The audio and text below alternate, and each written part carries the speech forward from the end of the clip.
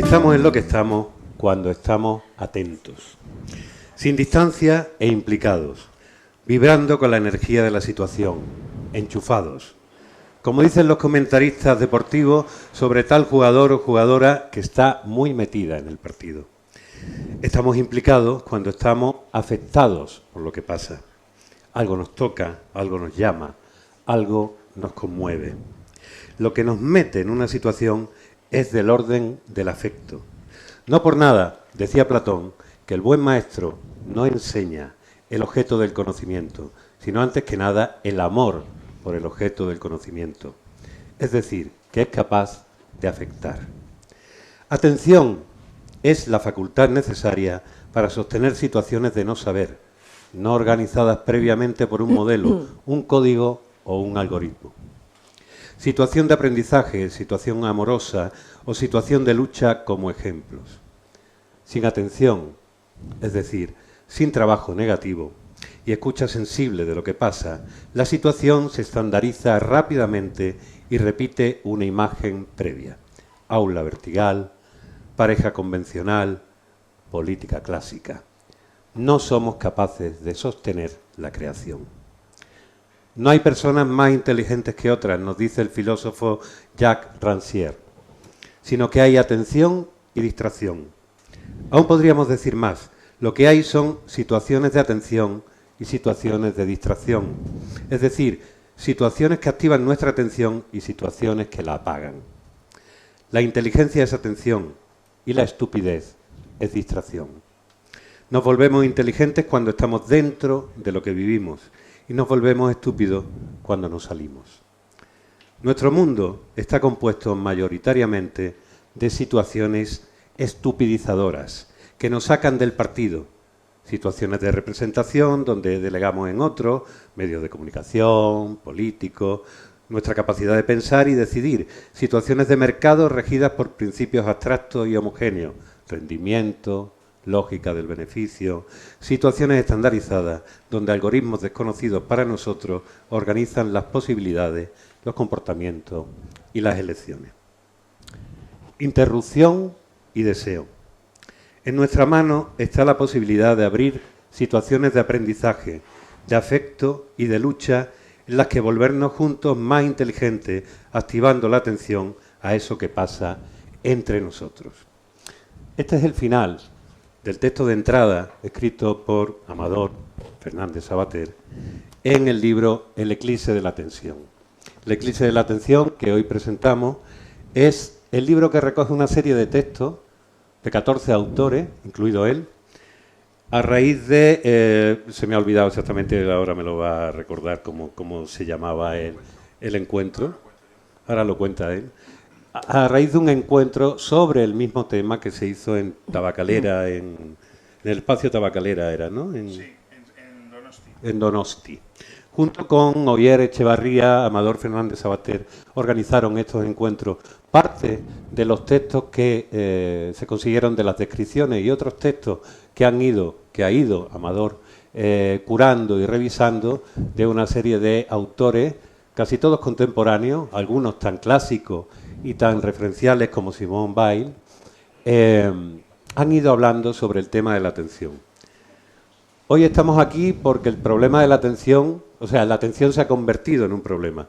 Quizás la falta de la misma, el intento tanto de medios de comunicación como de políticos, como de la sociedad, el sistema económico de hacerse con nuestra atención.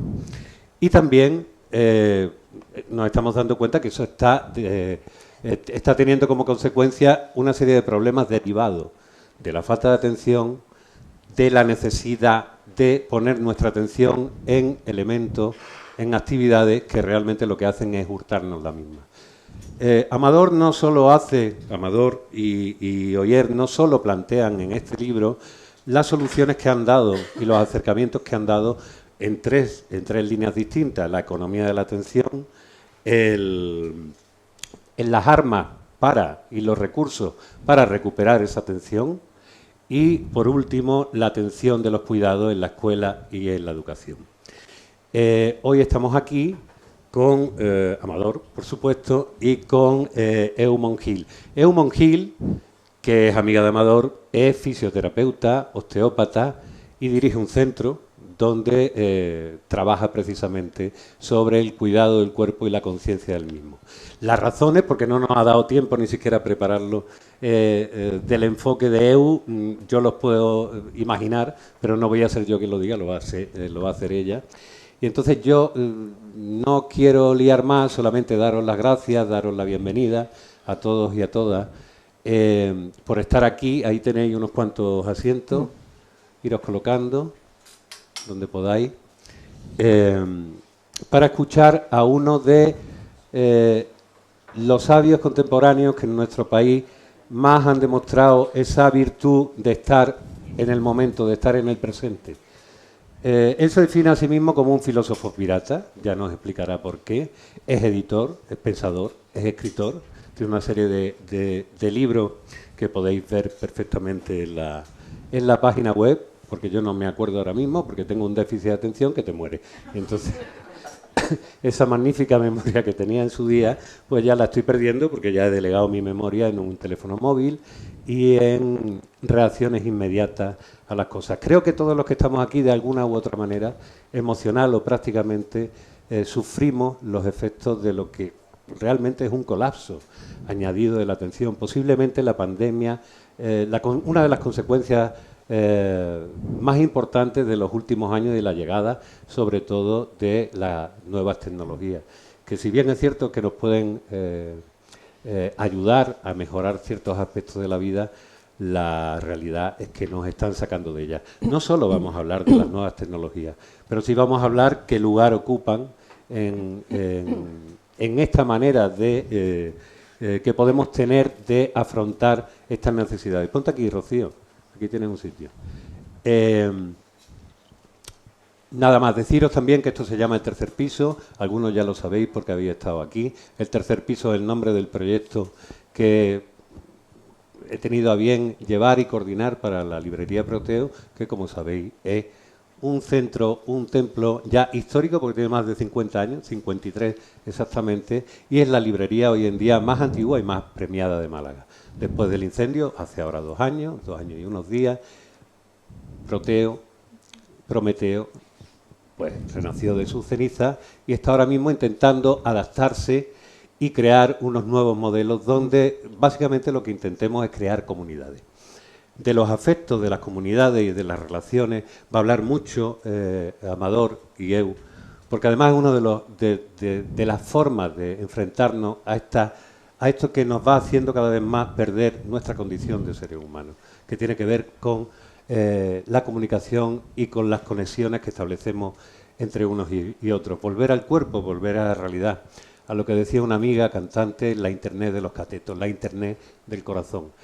No me enrollo más, así que le doy la palabra a Amador Fernández Sabater y os pido un fortísimo aplauso porque él cierra hoy la primera etapa del ciclo de Tercer Piso. Muchas gracias.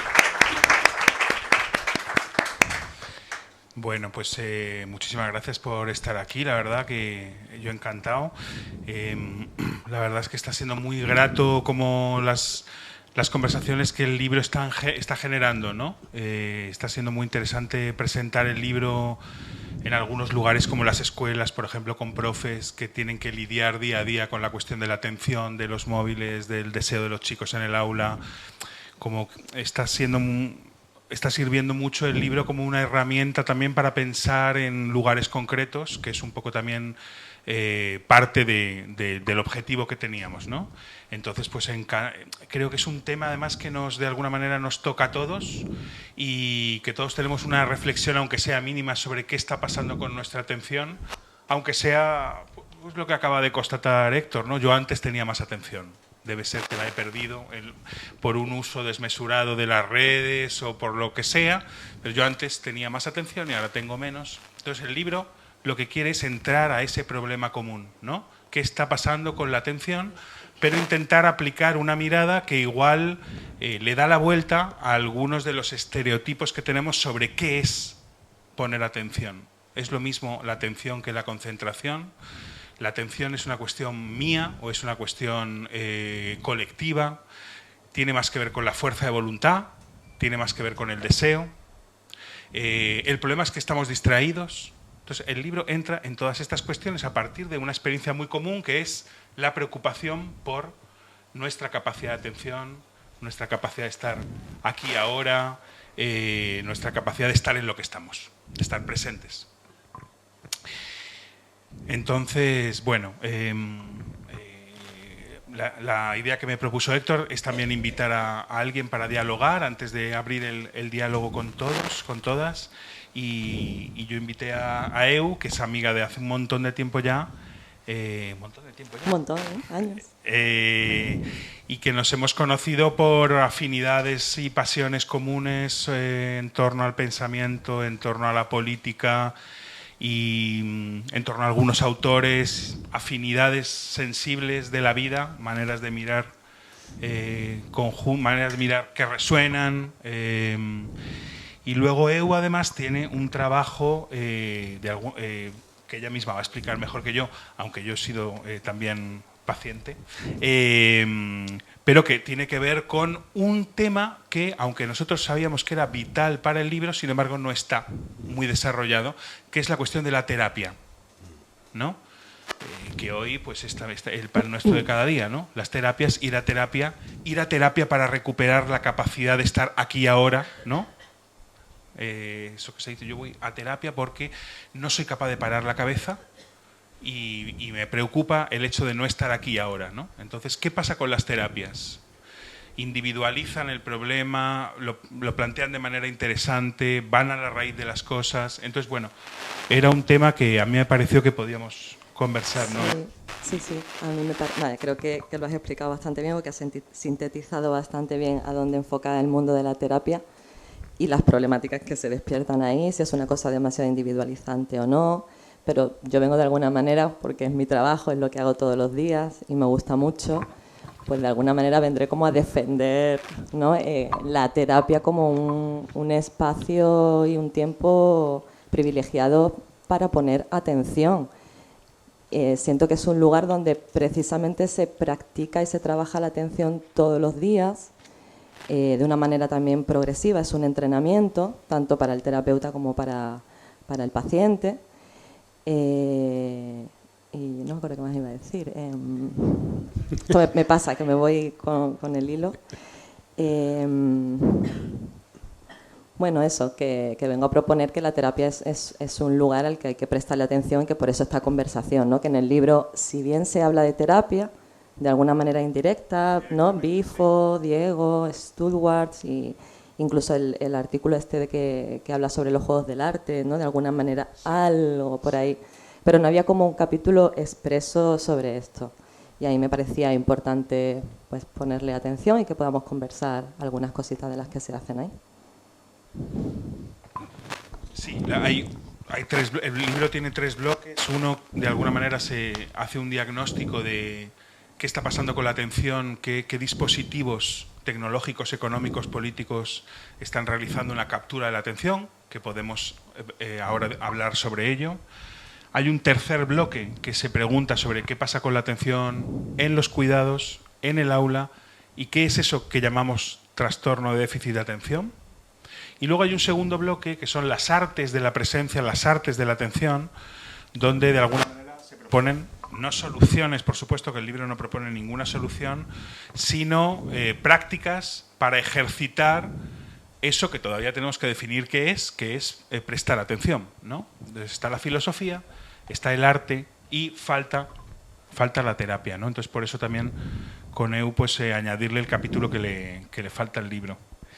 Y bueno, hemos pensado hacerlo en diálogo y improvisar también y en determinado momento pues abrir a lo que vosotros queráis comentar, preguntar. Ya digo que me parece que es un tema del que como nos toca, todos podemos tener algo que decir, todos tenemos una experiencia de la que hablar, pero bueno, primero conversar un poquito entre nosotros. Sí, empezamos a abrir un poco la conversación para que se hable del libro y tal, y vamos como entrando en tema. Entonces la pregunta más fácil y la que abre es ¿por qué el título del libro, El eclipse de la atención? Que aunque Héctor ya ha comentado algunas cositas, ¿qué te parece? O sea, para ti y Oyer, que habéis pensado este libro, qué era lo que os inquietaba y lo que queríais poner en circulación. Sí, pues la idea de proponer este título de Eclipse de la atención era intentar no utilizar alguna de las imágenes más comunes que se suelen usar para hablar de lo que está pasando hoy con la atención. Desórdenes de la atención, colapso, pérdida de atención, falta de atención, sino situar, déficit de atención, sino situar que el problema podría tener más que ver con un eclipse de la atención. Es una imagen que nos propone uno de los textos, digamos que retoma pues, una escena clásica de la filosofía, pero que todos hemos oído hablar de ella, que es el encuentro entre Alejandro Magno y Diógenes el Cínico, ¿no? Ya sabéis que según se cuenta en la historia de la filosofía y se ha retomado una y mil veces esta escena, Alejandro Magno se acerca al tonel donde vive Diógenes el Cínico, Diógenes el perro, y le dice, bueno, yo te admiro muchísimo, Diógenes, pídeme lo que quieras, que yo te concederé cualquier deseo, ¿no?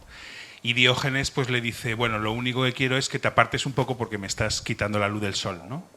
Entonces nos gustó mucho esa escena, porque de alguna manera la atención que nosotros queremos reivindicar es una atención rebelde, es una atención insumisa, es una atención que hace ese gesto de apártate. Necesitamos que los poderes se aparten para recuperar algo de la atención, ¿no?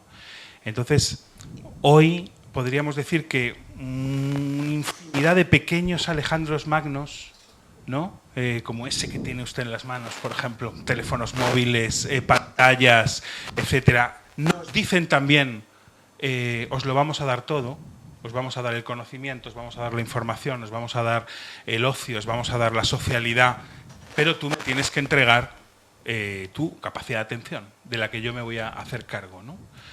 Entonces nos parecía que la escena era muy buena, porque el problema quizá no es tanto un déficit, una pérdida, como una captura de la atención por una serie de dispositivos que están eclipsando nuestra atención, cortándonos del sol, que en este caso lo tenemos nosotros dentro, ¿no? Es nuestra propia capacidad de atención.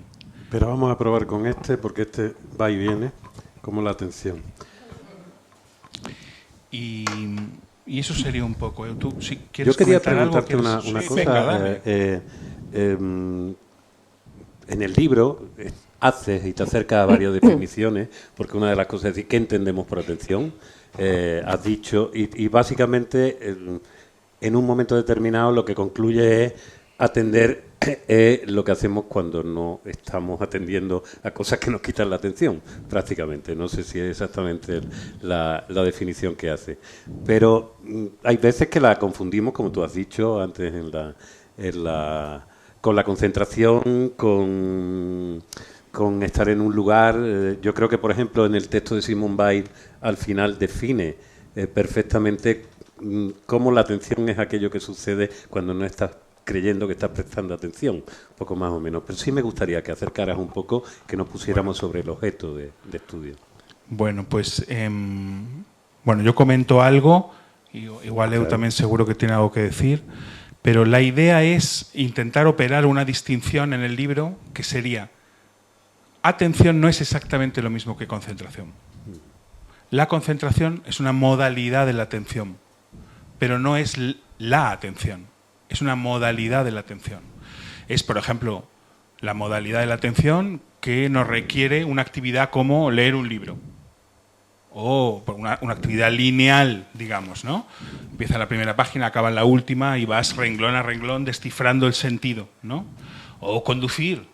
O hay un montón de actividades que nos pueden exigir un esfuerzo de concentración. Y esto es lo que solemos llamar como hacer foco, ¿no? Enfocar, hacer túnel, ¿no? Entonces, bueno, esta es una modalidad de la atención. Pero, por ejemplo, el que pesca, el que pasea, el psicoanalista, tienen que enfocar, tienen que concentrarse, tienen que hacer un foco. Me parece que no. Me parece que no. Es decir, que atención no es exactamente lo mismo que concentración, porque hay muchas actividades en las cuales el prestar atención no tiene nada que ver con hacer un foco.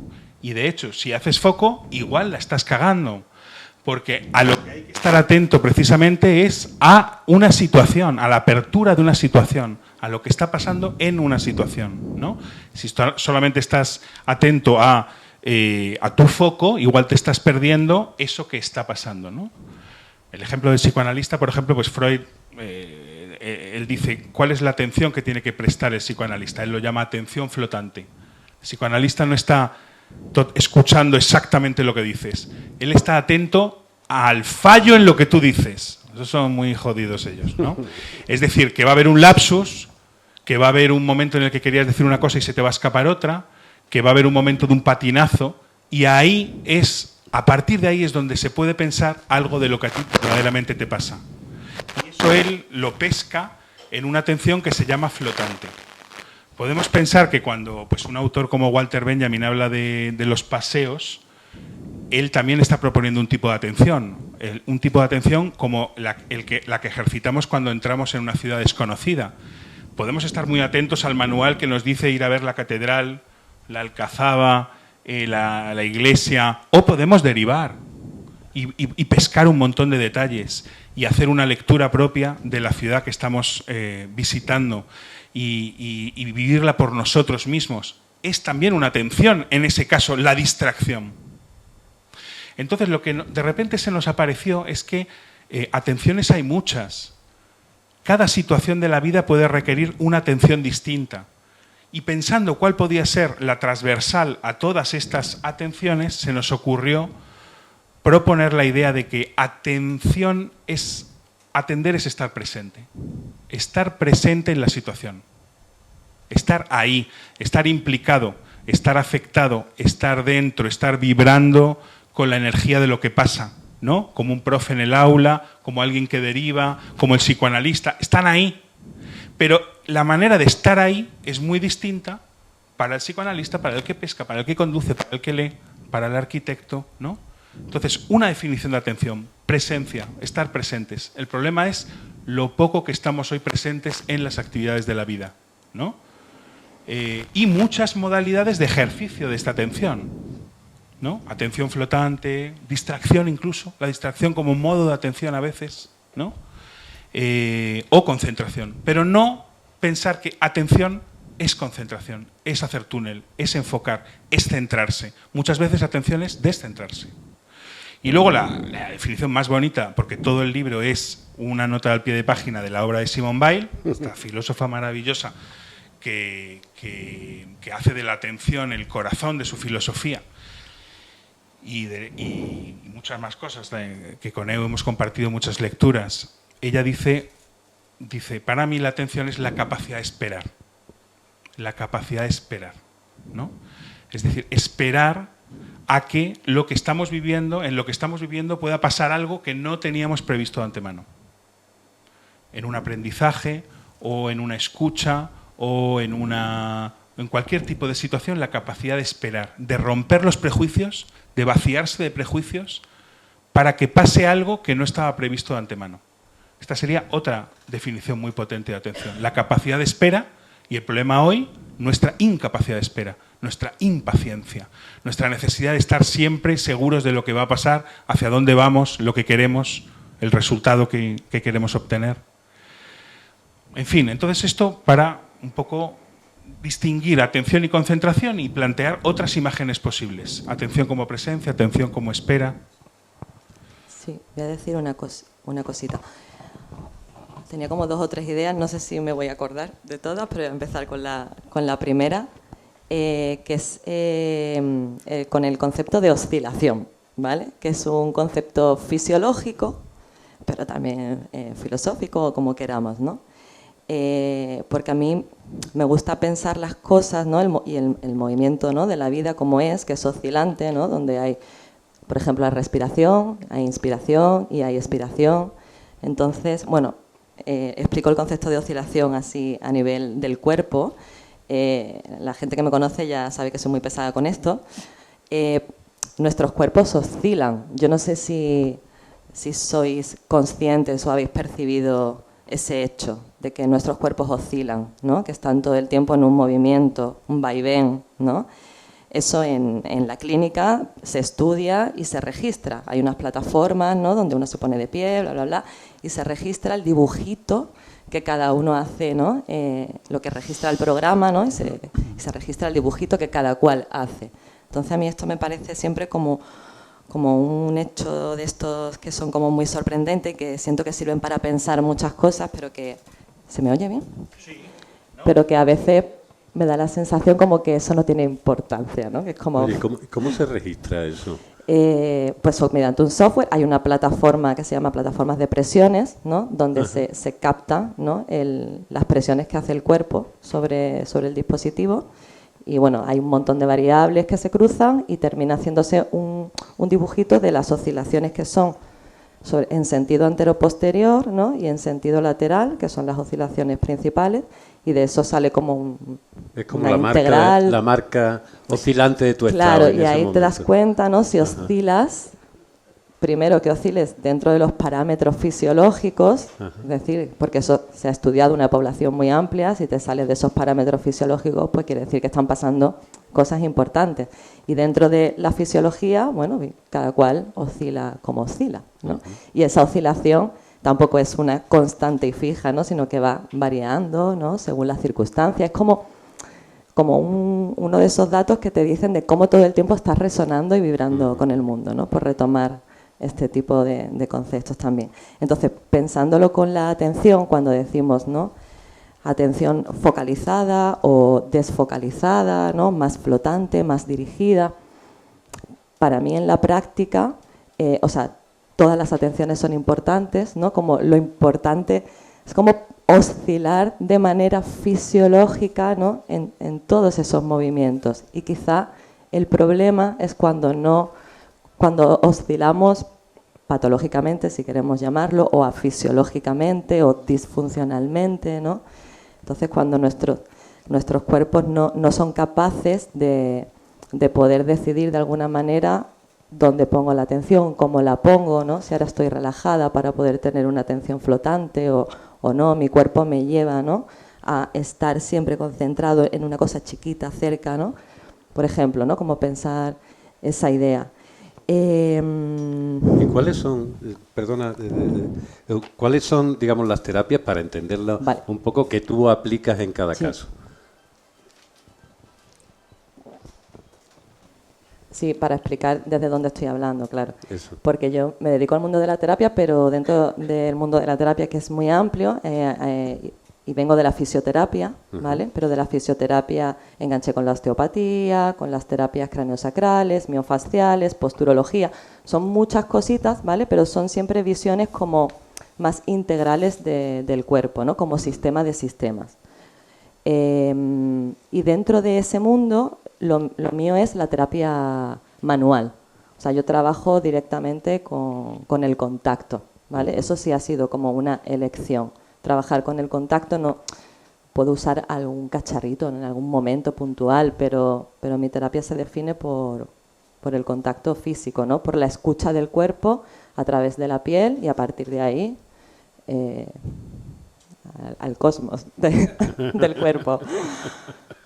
Oye, una pregunta, porque yo he ido muchas veces, antes te lo decía, subiendo, he ido muchas veces y últimamente con el exceso de trabajo al fisioterapeuta constantemente porque tienes problemas aquí y allí, que básicamente, para los que sois expertos y conocéis el cuerpo, cómo funcionan, son una consecuencia de determinados desórdenes posturales que a la vez tienen un origen emocional, que tienen un origen de esa falta de atención, un exceso a lo mejor de concentración en vale, cosas, ¿no? Entonces me estás recordando el otro punto, ¿no?, que como por responder a esto que se planteaba, ¿no?, que porque las capturas, para mí, o mi tesis desde donde yo trabajo, ¿no?, es que yo sí tengo la sensación o la experiencia, ¿no?, de que cuesta mucho poner atención al propio cuerpo, y esa es una de las dificultades que arrastramos, ¿no?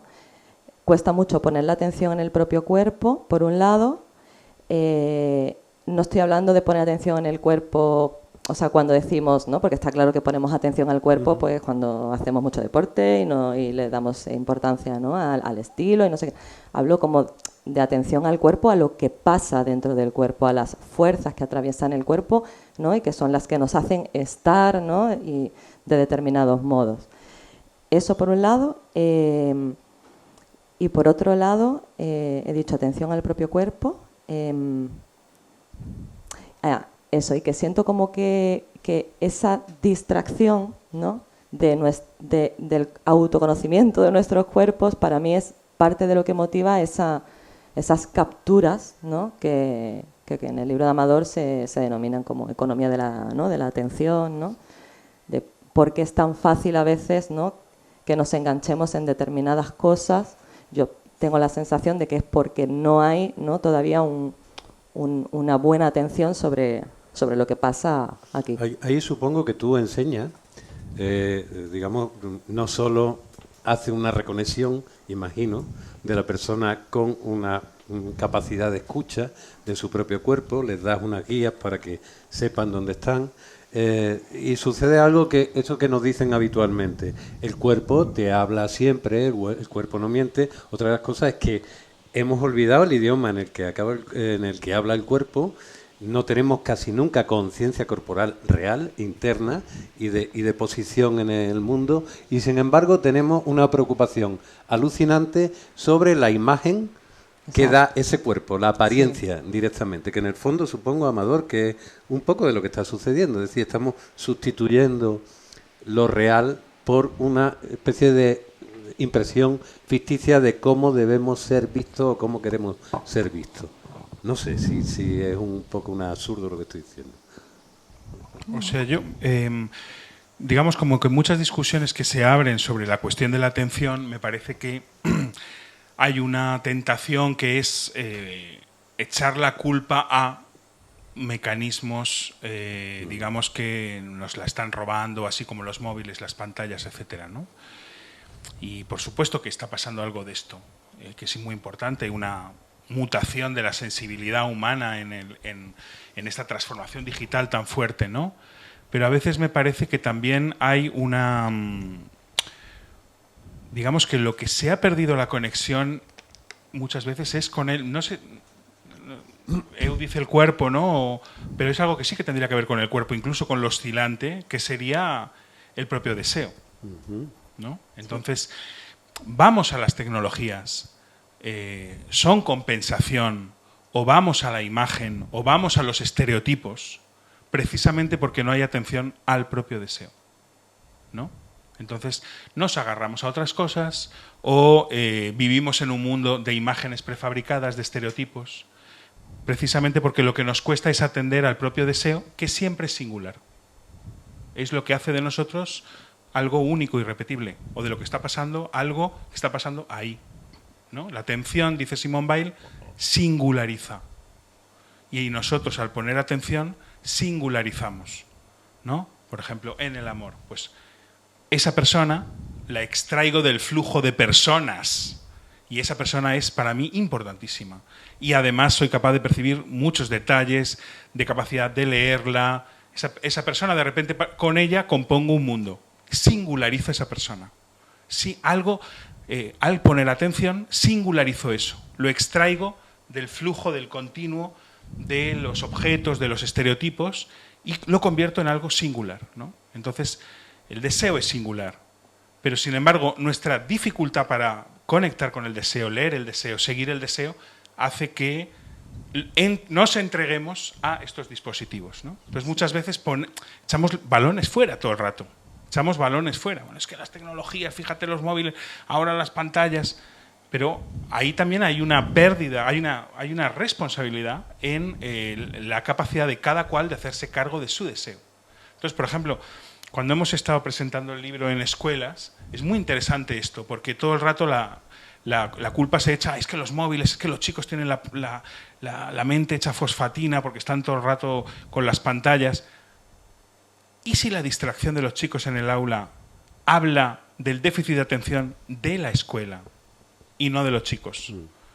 ¿No? De que hay una manera de transmitir el saber que expulsa a los chicos, que los trata como terminales pasivas en la recepción de un saber memorístico que a los chicos no les implica el cuerpo, no les hace vibrar el deseo, ¿no? ¿Y si el déficit de atención es de la escuela? ¿Y si la distracción de los chicos es una rebelión? Porque claro, ¿qué es distraerse? No poner atención a donde tú quieres que tú quieres que la ponga. Ay, es que estás muy distraído. No, es que tengo la atención puesta en otro sitio. Mi atención deriva con respecto a donde tú quieres que la ponga y la sustraigo. Y es una protesta muchas veces. Puede ser una rebelión. Entonces, yo creo que un profe, una profa atentos son los que, en vez de amonestar el déficit de atención, lo asumen como una pregunta. Y asumen como una pregunta de dónde está el deseo de los chicos. ¿Dónde está el deseo de los chicos? Porque Simone Weil también lo dice muy claramente, una frase límpida, dice, si hay deseo, hay atención. Ponemos atención a lo que deseamos. El problema no es de los móviles, de la hora, sino del deseo. Si no hay atención en el aula, puede tener que ver con que no hay deseo. ¿Dónde está el deseo de los chicos? Los que están ahí. Igual no les interesa tanto tu modo de enseñar Bizancio. Pues bueno, habrá que pensar qué pasa. ¿Cómo se transmite un saber sin deseo? ¿No? Igual lo que tienes que activar es el deseo de lo que está pasando en el aula, ¿no? Un deseo que también es oscilante, que no es siempre el mismo, que va, que viene, que lo encuentras, que lo pierdes. El deseo es con altibajos, es con mareas altas, es con mareas bajas, no es algo lineal, siempre el mismo, ¿no? Por eso siempre hay que estar a la escucha del deseo, porque no sabes por dónde está pasando en cada circunstancia. Una amistad cambia, un amor cambia, las situaciones cambian porque el deseo cambia, pero con ese cambio nos renovamos, ¿no? Entonces, ojo con la idea de hay cosas que me están quitando la atención, porque muchas veces lo que hacemos así es dejamos de responsabilizarnos sobre el deseo. Y donde hay deseo hay atención. ¿Qué está pasando con nuestro deseo? Para que estemos 8 horas mirando el móvil o estemos ausentes en un montón de situaciones de la vida, o qué está pasando con el deseo. Sí, lo que pasa es que como que se retroalimenta, ¿no? Como que esto que se está proponiendo, ¿no? de entrenar y volver, ¿no? a activar la capacidad de atención es lo que te puede poner en contacto, ¿no? con esa fuerza, ¿no? deseante, ¿no? Y yo creo que eso a veces en la terapia pues también puede ocurrir, exacto. Oye, vosotros dos, y es una pregunta para ambos,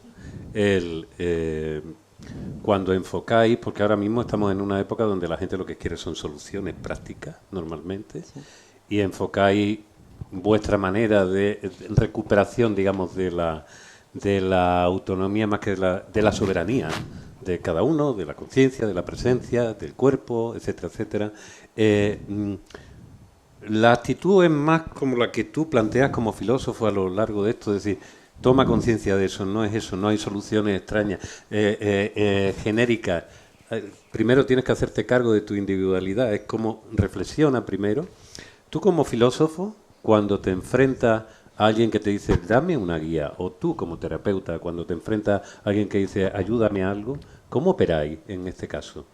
Porque estamos ante una situación donde la gente es normalmente cliente de algo que parece que ya quiere de antemano, una solución rápida. Siempre hay que decepcionar.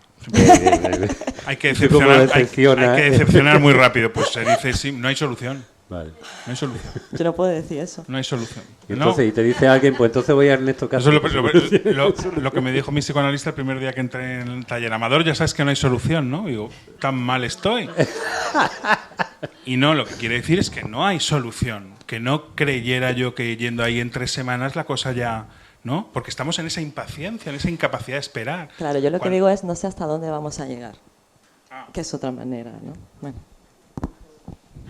Perdón, pero sigue solo... No, pero es lo mismo, porque yo creo que lo que él, con esa provocación, digamos, porque muchas veces para que el otro ponga atención hay que provocar, ¿no? Hay que provocar para que se avive el deseo. El deseo se aviva si no está todo claro.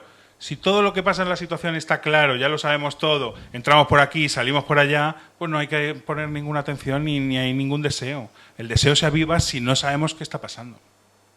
Si hay algo en lo que podemos también tener parte, decir algo, que puede pasar algo, ¿no? Ese es el deseo. Entonces, yo creo que con esa provocación él me decía, sujeta tus ganas de tener una solución inmediata, porque esto es un proceso. Y el proceso va a ser oscilante, como dice Eu, ¿no? Y puede ser largo, puede ser lo que se necesite, el tiempo que necesite el propio proceso. Entonces, lo primero es decepcionar, no hay solución. No hay solución quiere decir que, además, que yo creo que el terapeuta no tiene la solución. En todo caso, puede acompañarte a que tú reconectes con tu capacidad de leer qué está pasando y qué está pasando con mi deseo, ¿no? Es decir, que si entregamos esa capacidad en un agente que va a hacer las cosas por nosotros, es cuando estamos perdiendo la atención. Eso es lo que está pasando hoy con la economía de la atención y con la inteligencia artificial, por ejemplo, ¿no?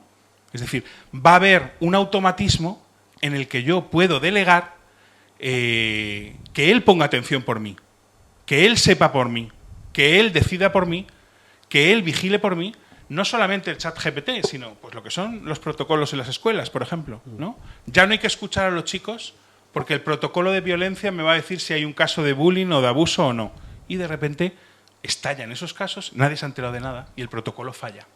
Porque nadie estaba escuchando. Porque es una cuestión de escucha a la atención. Yo creo que escucha y atención van así de unidos. Capacidad de atender, capacidad de escuchar y atender que lo que no sabemos. Por eso dice Simone Weil, la capacidad de esperar, pero no esperar el autobús, esperar lo que no sabemos que va a llegar. Eso es lo que hay que esperar. Esa es la dificultad. Sí. La capacidad de aguantar el no saber para recibir lo que no sabemos que va a llegar, ¿no? Es el que hace una pregunta sin saber ya la respuesta. Entonces eso es lo que hoy nos cuesta mucho porque entramos en angustia. Yo quiero saber ya, tener el control ya, que haya una respuesta ya y saber que yo voy a salir de aquí con algo. Y la capacidad de esperar, de entrar en un proceso, el tiempo de los procesos, es el tiempo de la terapia o el tiempo de la política o el tiempo de... Y hay un momento, ahora que estoy mucho con Freud, para entender lo que me hago yo en psicoanálisis, pues él dice, hay 3 profesiones imposibles, es la educación, la terapia y la política. Son 3 profesiones imposibles. Entonces yo creo que él dice, son imposibles porque hay que salirse por fuera de lo que entendemos que es posible, de lo estandarizado, para enseñar de otra manera, curar de otra manera y hacer política de otra manera, ¿no? Entonces yo creo que las 3 están unidas. ¿Has dicho política, terapia? Y educación. Educación. Y en las 3 yo creo que tanto el maestro como el político, o la comunidad política, como el terapeuta no tienen la solución. Se embarcan contigo en un proceso en el que tú puedes recuperar la potencia de leer qué está pasando y de volver a conectar con el deseo y de decidir. Pero eso en un proceso largo, ¿no? Absolutamente. Sí, en mi campo es un poco complicado porque, claro, la gente viene por un dolor físico, en principio. Entonces, claro, la demanda es de solución lo antes posible y hacer lo que tengas que hacer, ¿no? Lo que tú sabes que tienes que hacer. Y por el modo, a ver, se trabaja de muchas maneras dentro de mi campo. La manera que yo he elegido tiene más que ver con todo esto que Amador acaba de explicar, ¿no? Cuando la gente viene a consulta es difícil, ¿no? Claro, es difícil como hacerlas comprender que eso, que tienen que entrar en un proceso, que sí que les tengo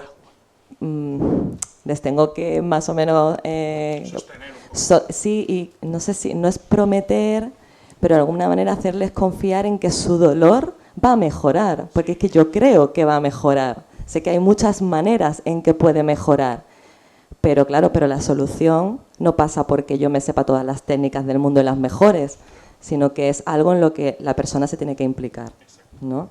Pero piensa que es lo mismo en psicoanálisis, una terapia así. Es decir, que a ti te duele mucho algo y tú quieres también una solución y por eso todos vamos al medicamento.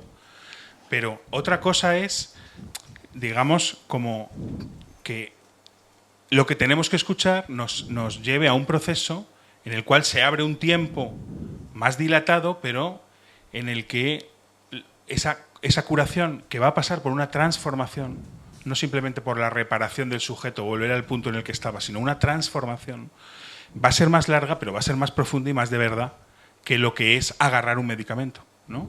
Eso es un poco la crítica que hacen, por ejemplo, en el libro los dos psicólogos sobre el trastorno de déficit de atención. Se diagnostica, se agarra al chico, se le da un medicamento anfetamínico. Ya no hay más preguntas sobre cómo vive ese chico, qué pasa con sus padres, qué pasa con el trabajo, qué pasa con la escuela. La escuela, los padres, la comunidad, los vecinos ya no tienen que implicarse en una respuesta, ¿no? Tenemos la solución. La solución es lo que nos impide poner atención. La medicina, el político, el chat GPT, todo lo que se nos vende como solución, esto es la solución, nos impide poner atención. Porque poner atención es desechar la solución y entrar en un proceso terapeuta, político, educativo, en el que volvamos a recuperar la capacidad de ser protagonistas para entender lo que está pasando, lo que nos está pasando, y ser capaces de responder desde nosotros mismos a lo que está pasando. Entonces yo creo que la solución hay que decepcionarla. Es como un amigo cuando te cuenta un problema, ¿qué haces? Pues tenemos la tentación todos de decirle lo que tiene que hacer. Fatal, dar un consejo, lo peor que podemos hacer en la vida, ¿no? En todo caso, ¿cómo podemos acompañar al otro a que se haga el mejor relato posible de lo que está pasando para que la solución la tome él, la respuesta la tome él, salga de él? Si no sale de él, le estás arrebatando la capacidad de autonomía, de iniciativa y de atención, ¿no? Entonces, hay que decepcionar la demanda que tenemos todos de cúrame, sálvame,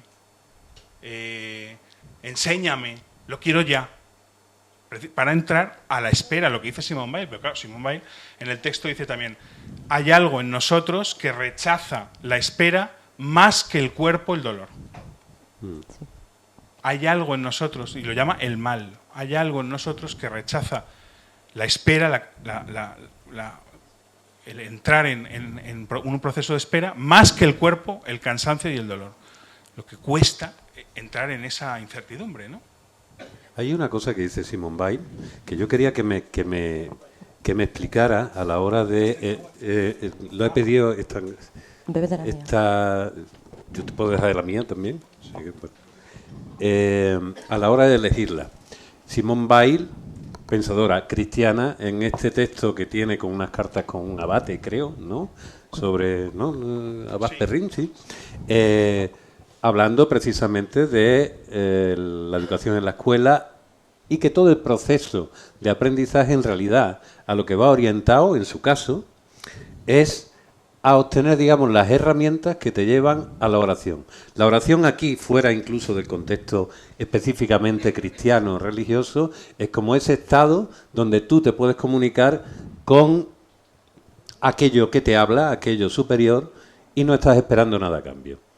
Entonces, poco más o menos que lo que ella te dice, que en el proceso, todo el proceso de la escuela, todo el proceso de aprendizaje, no pasa porque tú aprendas a hacer cálculos, a memorizar tal cosa, sino acostumbrarte a la frustración de algo que en el único momento donde tienes que tener fe es, va a producirse algo que no lo vas a ver probablemente en mucho tiempo, pero que sin embargo llegará. Y es ese estado donde se llega seguramente a ese estado que el que tú hablas, decir, bueno, ahora sí estoy conectado con mi propio deseo. Ahora sí sé lo que quiero. Y lo que quiero, ese deseo profundo, es tengo la capacidad de estar atento. Poco más o menos. Pero ¿cómo has hecho? Porque en realidad el resto de todos los textos, hasta donde he podido leer, no tienen esa connotación, digamos, cristiana tan clara que tenía Simone Weil. Es decir, Simone Weil está hablando de un contacto en la oración con, digamos, una fuerza superior, una cierta divinidad. Sin embargo... ¿Puedo decir una cosita? Sí, sí. Porque me da miedo siempre que se me olvide. Es que con respecto a esto hay una cosa, ¿no?, que dice Simone Weil que de repente yo dije, wow, a mí esto me pasa en la consulta, ¿no? Con esta cuestión de la fe y la creencia, sí, ¿no? Porque ella era realmente una mística y ella era, sí, ella ¿cómo se dice? Que se hizo inmersión en el catolicismo, pero claro, a su manera también, ¿no? Claro. Ella dice algo así como que la fe, ¿no?, es lo que, como que hay que tener fe, ¿vale? Que tú vas a la experiencia, pero de alguna manera tú tienes que tener una fe en lo real de la experiencia, ¿no? Uh-huh. Y Y eso en consulta, yo siento que a mí me pasa con lo de solo el cuerpo sabe, solo los tejidos saben, ¿no? Como para mí hay una especie de fe, de creencia ciega en que eso es así. Y que por esa fe ciega que tengo, ¿no? a ese movimiento ¿no? de la vida, de que solo la vida sabe, solo los tejidos saben, es que yo cuando pongo las manos realmente tengo experiencia de eso. Me da la sensación de que si no creyera realmente en eso, no percibiría de la misma manera. Como, bueno. Claro, porque, o sea, claro, la idea de lo que propone Simone Weil es el ejercicio muy difícil de abandonar la pretensión de control. Para que algo imprevisto pueda aparecer, yo tengo que perder la capacidad de control, porque la capacidad de control me hace repetirme en lo ya sabido, ¿no? Entonces, pero claro, esa digamos, apertura a perder el control se acompaña por una, no sé si, yo por ejemplo, yo no le llamaría fe en mi experiencia, digamos, las palabras que me hacen sentido, en una confianza de que algo va a pasar, de que algo te va a sostener, de que alguna capacidad tú vas a tener, de que alguna revelación va a haber, de que vas a poder orientarte ahí. Que perder el control, ceder el control, renunciar al control no va a ser hundirse. Va a ser abrirse a una multitud de fuerzas o de tejidos o de voces que tenemos interiores en las cuales algo va a pasar, ¿no? En todo caso, claro, la promesa de llegar a estar enchufado, que tú decías en el texto del principio, es decir. O sea, Simone Weil es una católica, una cristiana muy sui generis, es decir, es una mística. La mística es el anarquismo de la religión. O sea, son personajes incontrolables. Ella, además, nunca entra en la Iglesia católica, ¿no? Entonces, ¿qué era Dios para Simone Weil? Pues yo no lo sé muy bien, pero si tú lees ese texto traduciendo, digamos, a una experiencia laica o una experiencia inmanente, digamos, y se lee como, bueno, ella cuando habla de la relación con Dios, en realidad lo que está hablando es esa capacidad de poner atención a lo que está sucediendo. Sí. Entonces, de una divinidad que está aquí, está aquí ahora, está en la apertura a algo que pueda pasar, ¿no? Entonces eso pues es muy hermoso, ¿no? Súper, sí. Y además que es real, perdón. Y sería un poco lo contrario de, digamos, lo que está en la lógica del automatismo, ¿no? Porque si pensamos un poco, por ejemplo, en la cuestión de la inteligencia artificial, ¿no? El problema de los protocolos, el problema de la inteligencia artificial, de los automatismos, es que calculan con respecto a lo que ya fue. Si yo entro en Amazon, Amazon me propone un libro según los que yo ya leí. Si el protocolo de la escuela está organizado de una manera, es con respecto a la información de lo que ya pasó. Es decir, el automatismo te hace girar siempre en el círculo de lo mismo. Es el futuro que proyecta es un pasado prolongado, ¿no? Lo que ya pasó lo calculo sobre el futuro. Pero ¿qué pasa con lo que en la vida humana es nuevo? Es un acontecimiento, es diferente. Eso hay que escucharlo precisamente. Entonces yo creo que lo que Simone Weil dice es la atención es la capacidad de acoger lo nuevo, mientras que los automatismos que gobiernan cada vez más la vida cotidiana son la repetición de lo mismo, ¿no? Te voy a proponer el mismo autor que ya sé que te gustó antes, el mismo político que dice lo que tú ya sabes que te va a gustar, el confirmarse todo el rato, el juego de los espejos. Eso es de lo que hay que salir si queremos poner atención para que algo distinto pueda ocurrir, ¿no? Sí, y luego con esta definición a partir de Simone Weil, ¿no? De la atención como vaciamiento, ¿no? De lo que se supone que ya sabemos, ¿no? De todas esas creencias a priori, etcétera, etcétera, incluso la experiencia acumulada, los hábitos, bla, bla, bla, ¿no? Vaciamiento y espera más entrega, ¿no? Como que la entrega me parece que es un aspecto muy importante, ¿no? Del ejercicio de la atención, que yo creo que para ella también, aunque es verdad que hay un inicio, ¿no? Como que la espera, ¿no? Lo pone, o sea, lo subraya un poco porque es como algo que estamos muy poco acostumbrados, ¿no? a hacer, esperar, el no hacer, ¿no? Hacer no haciendo, pero luego está la entrega, ¿no? La entrega pues que tiene que ver con eso, ¿no? Con el amor, ¿no? En la relación deseante, ¿no? Con aquello con lo que estás implicado. porque también es muy hermoso en el texto de Simone Weil. Bueno, yo no sé si en algún momento ya podemos también... Lo que estaba pensando. Dos cositas para acabar, también para lanzar más elementos, ¿no? Que es que en el texto de Simone Weil es muy hermoso porque ella dice también, la atención es la base de la relación con el otro. Entonces aquí ya salimos de una idea que podríamos tener de que la atención es algo que tiene que ver conmigo como individuo, si la pongo o no la pongo, espero o no la espero, me entrego o no me entrego, el psicoanálisis, la terapia, ¿no? La mística, todo cosas que le pasan a un individuo. Entonces no, dice Simone Weil. La atención es la base de una relación no instrumental con el otro. Entonces ella agarra la historia del samaritano y él dice, la relación no instrumental con el otro empieza por la pregunta, ¿cuál es tu tormento? ¿No? ¿Cuál es tu tormento? Y ella dice, incluso a un paralítico hay que preguntarle siempre, ¿cuál es su tormento? ¿Cuál es tu tormento? Es decir, la relación no instrumental con el otro es la relación que no presupone al otro, que no le encajona en un molde ya predefinido, que no le supone ya, que no le predefine según sus apariencias, su origen, su pertenencia social, sino que es capaz de preguntar y, por tanto, de esperar una respuesta que puede ser imprevista. Si esto lo llevamos a cualquier relación, lo podemos llevar a una relación amorosa, una relación de un profe con sus chicos, una relación terapéutica, una relación de amistad, es donde hay una pregunta, ¿cuál es tu tormento? Que es una manera muy tremenda de Simone Weil de decir, bueno, ¿qué te está pasando?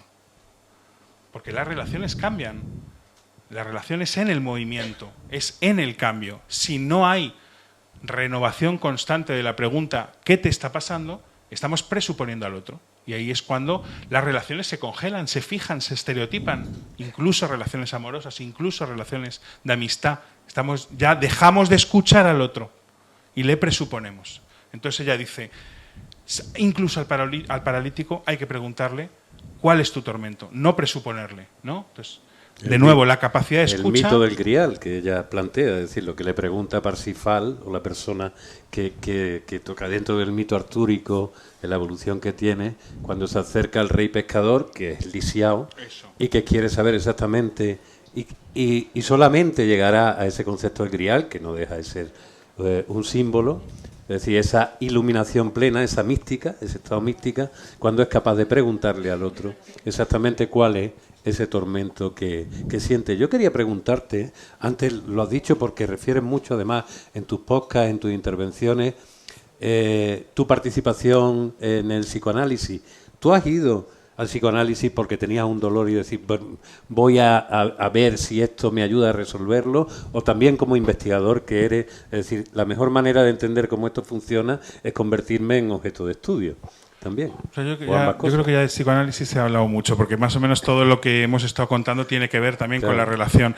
Yo quería terminar un poco, antes de abrir la palabra, de dar también un apunte sobre la dimensión política de la atención. Porque claro, hay una dimensión colectiva de la atención. Yo ahora, por ejemplo, he tenido un trabajo desde enero que es profe con chicos en un aula, chico desde 15 años, ¿no? Entonces, lo que muchas veces veo, y yo esto también lo quería decir porque me parece importante, es que veo a profes que son una maravilla, que son guerreros de lo cotidiano, que lidian con una cantidad de problemas tremendo, fustigarse porque no logran hacerlo tan bien como ellos querrían, ha habido problemas, no me he dado cuenta de esto, no he podido atender a esto, etc. Y ojo, que la atención tiene condiciones. La atención es un problema también de condiciones materiales, económicas, de tiempo. No solamente es una cuestión de mi atención, una cuestión de si hay condiciones de atención. ¿Por qué están luchando hoy los sanitarios en toda España? En Madrid es muy fuerte la lucha de los sanitarios. Por condiciones de atención, en la atención primaria. Es decir, poder escuchar, tener el tiempo de atención de cada una de esas personas que se presenta. Poder escuchar a cada una de esas personas que se presenta en lugar de despacharla con un estereotipo. Poder escuchar, poder tocar, poder preguntar, poder conversar, poder pensar. Entonces, todo esto es una cuestión política, no es una cuestión que depende solo de cada uno, de si decido, pues ahora me voy a leer todo lo de Simone Weil y ya verás, voy a poner una atención bárbara. No, hay unas condiciones de atención que tienen que ver con recursos, que tienen que ver con economía, que tienen que ver con tiempos, que tienen que ver con contextos institucionales. Entonces, la lucha de los sanitarios por la atención primaria es una lucha por la atención de la que estamos hablando, la atención en la relación con el otro, también constituida en condiciones que son colectivas y, por tanto, políticas de la atención. Eso es muy importante. Pensar que la atención es también entornos de atención, condiciones de atención, ¿no? Y yo creo que igual podríamos, no sé si quieres tú decir algo, o... Es que ya se han dicho un montón de cosas, así la gente ¿Abrimos puede un poco? ir, que si quieren preguntar algo concreto, pues que lo hagan también. Bien. No, pero es que así se te escucha en el vídeo. No es por tu capacidad pulmonar, sino... Que quede registrado. No, bueno, he querido intervenir primero, Amador, muchas gracias por venir, justo por cómo habéis cerrado, ¿no? Aunque en realidad mi idea, una de las ideas que quería traer, creo que con EU también podría tener resonancia. Bueno, por una parte, Amador, si pudieras contar algo más de esa idea que creo que es muy potente, de no solo las condiciones materiales, la política de la atención, sino esto que se repite mucho, que lo hemos estado pensando, de la ecología de la atención como contraposición a una economía, o al menos a una economía, digamos, convencional. Entonces, eso, ecología de la atención, entorno de la atención, darnos, construirnos las... es verdad que en castellano no, pero en otro idioma, y eso también aparece mucho en el libro, cómo se alude a estas cosas en otro idioma. Es verdad que se dice hacer atención, ¿no? Cuando en francés te dicen atiende, dicen haz atención. Fais attention, ¿no? Haz atención. Es como que se construye, ¿no? Se asume que se construye, ¿no? Entonces, bueno, por si pudieras también dar alguna pincelada más sobre esta cuestión de la ecología, este citón, pero del entorno y también un poco de la política es fundamental, pero también en el libro me parece que se hace una alusión muy interesante a cuando nos maltratamos de alguna manera mutuamente con la atención, cuando nos exigimos, cuando nos estamos todo el rato... Héctor, que no has subido lo del Facebook, no sé qué. Es como esta historia un poco de una tortura en micro, pero que nos hacemos entre nosotros y que también podríamos no hacernos, ¿no? O hacerlo de otra forma. Pero yo sí que querría ver si... porque tú también, tú y eu, y aquí mucha gente, lleva mucho tiempo con Bifo, ¿no? Pensando con Bifo, que siempre es como un mareo, ¿no? Es como, Bifo es como, madre mía, que hay veces que no te enteras de nada, por lo menos yo, ¿no? Y de pronto viene iluminación. Entonces, claro, Bifo ahí en el texto suyo, cuando habla de placer y deseo, que me parece una cosa brutal, cómo lo relaciona con el estímulo, la sobreestimulación y la atención.